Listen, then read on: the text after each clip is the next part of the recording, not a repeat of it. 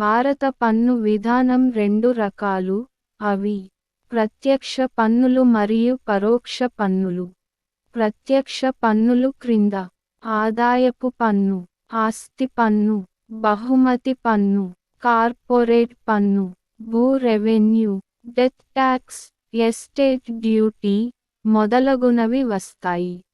పరోక్ష పన్నులు క్రింద అమ్మకపు పన్ను, తీర పన్ను, octroi, excise duty, customs duty మొదలైనవి వస్తాయి.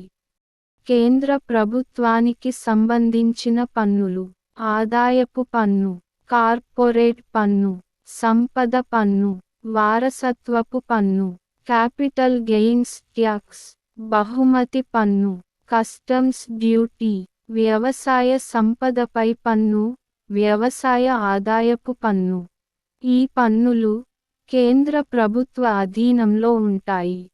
రాష్ట్ర ప్రభుత్వం కింద పన్నులు భూ రెవెన్యూ పన్ను, వ్యవసాయ ఆదాయపు పన్ను, వ్యవసాయ హోల్డింగ్ పన్ను, అమ్మకపు పన్ను, రాష్ట్ర ఎక్సైజ్ డ్యూటీ, వినోదపు పన్ను, స్టాంప్ డ్యూటీ, రోడ్డు పన్ను, మోటారు వాహన పన్ను,